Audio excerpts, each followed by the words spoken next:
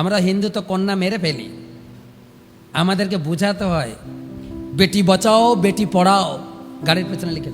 অন্য সম্প্রদায়ের লোক মারে না। হিন্দুরা আমরা পাপী, মায়ের গর্ভে সন্তানকে হত্যা করছি, ডাক্তাররা করাচ্ছে। একটা সন্তানের বেশি নেব না, নিয়ম আমরাই করছি। অন্য সম্প্রদায়ের নিয়ম নেই, 10টা 12টা, আমাদের হাম দো হমর এক, তাই না? কখনো চিন্তা করেছেন আমাদের অবস্থা কীরকম দাঁড়াচ্ছে? আমাদের সম্প্রদায়ে কয়েকটা শব্দ থাকবে না, মামা থাকবে না, মাসি থাকবে না, পিসি থাকবে না। ধরুন আপনার একটা ছেলে, সেই ছেলেকে বিয়ে দিয়েছেন, তার ছেলে মেয়ে হয়েছে, কাকে পিসি ডাকবে? আছে না নেই? কাকু কাকে ডাকবে, জেঠু কাকে ডাকবে? আছে না নেই? নেই, আমরা বাদ দিচ্ছি তো নাকি?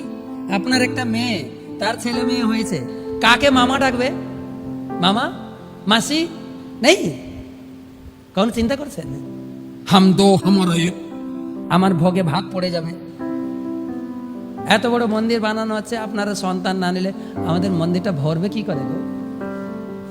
আপনারা না পালন করতে পারে দিয়ে দেন, আমাদের নাম হটের বিশাল বিল্ডিং আসছে, লাগবে না? লাগবে না?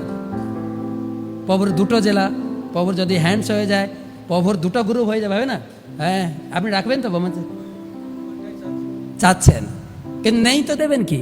চাইলে হবে কি করে? আমার মায়ের 3টা ছেলে, একটা চলে এসছে, ঠিক আছে? বড় ছেলেটা বাবার প্রিয়, ছোট ছেলেটা মার প্রিয়, মাঝখানটা কারোর প্রিয় নেই, এই জন্য পালিয়ে এসছে মঠে। আর আপনাদের তো একটা, বাবাও আদর করে, মাও আদর করে, দুজনের আদর কেটে কেটে সুকুমার রায়ের কবিতা অ কেটে ব বসাও হয়ে যাচ্ছে বাঁদর। শাসন হচ্ছে না তো?